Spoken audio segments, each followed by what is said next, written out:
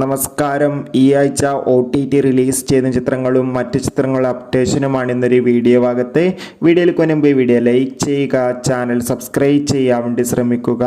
ആദ്യമായി അറിയിക്കാൻ പോകുന്നത് മീന പ്രധാന വേഷത്തിലെത്തിയ മലയാളി ചിത്രമായിരുന്നു അനന്തപുരം ഡയറീസ്. ചിത്രം ഈ വരുന്ന സെപ്റ്റംബർ 27 മനോരമാക്സ് എന്ന OTT പ്ലാറ്റ്ഫോമിലൂടെ OTT റിലീസ് ചെയ്യുമെന്നാണ് അറിയാൻ വേണ്ടി സാധിച്ചിട്ടുള്ളത്.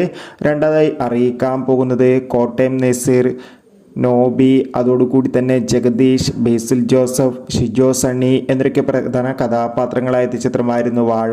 ചിത്രം സെപ്റ്റംബർ 23 ഡിസ്നി പ്ലസ് ഹോട്ട്സ്റ്റാറിലൂടെ OTT റിലീസ് ചെയ്യുമെന്ന് കൺഫേം ആക്കിയിട്ടുണ്ട്. കാത്തിരിക്കാം.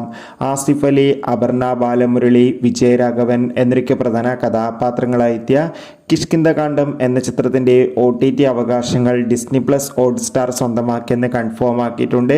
ചിത്രം തിയേറ്ററുകളിൽ റിലീസ് ചെയ്ത് നാല് മാസത്തിന് ശേഷം മാത്രമായിരിക്കും OTT റിലീസ് ചെയ്യുക എന്നാണ് ഇപ്പോൾ അപ്ഡേറ്റുകൾ സൂചിപ്പിക്കുന്നത്. നാനി, പ്രിയങ്ക മോഹൻ എന്നൊക്കെ പ്രധാന കഥാപാത്രങ്ങളായ ചിത്രമായിരുന്നു സൂര്യ സാറ്റർഡേ. ചിത്രം ഈ വരുന്ന സെപ്റ്റംബർ 26 നെറ്റ്ഫ്ലിക്സ് എന്ന OTT പ്ലാറ്റ്ഫോമിലൂടെ OTT റിലീസ് ചെയ്യുമെന്ന് കൺഫേം ആക്കിയിട്ടുണ്ട്. ദളപതി, വിജയ്, സ്നേഹ, പ്രഭുദേവ എന്നൊക്കെ പ്രധാന കഥാപാത്രങ്ങളായെത്തിയ ഗോട്ട് എന്ന ചിത്രം ഒക്ടോബർ 3 ആയിരിക്കും നെറ്റ്ഫ്ലിക്സിലൂടെ OTT റിലീസ് ചെയ്യാൻ പോകുക.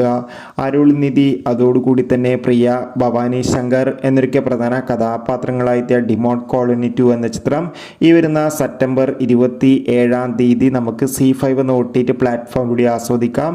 ചിത്രം തമിഴ്, തെലുങ്ക് ഭാഷയിലായിരിക്കും OTT റിലീസ് ചെയ്യാൻ പോകുക.